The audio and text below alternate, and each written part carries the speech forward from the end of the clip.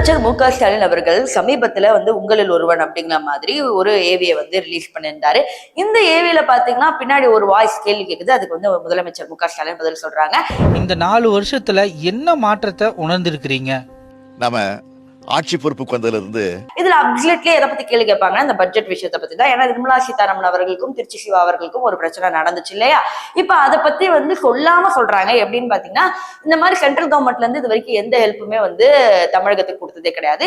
எப்ப பாரு தமிழகத்தை புறக்கணிக்க தான் செய்யறாங்க. அதாவது பாத்தீங்கன்னா பிஜேபி அரசு எங்களுக்கு ஒண்ணுமே செய்யறது இல்லை அப்படிங்கிற மாதிரி சொல்றாங்க. அதுக்கப்புறம் மணிப்பூர் விஷயத்த பேசினாங்க. ஏன்னா மணிப்பூர்ல இப்ப கவர்னரோட ஆட்சி இருக்கு இல்லையா?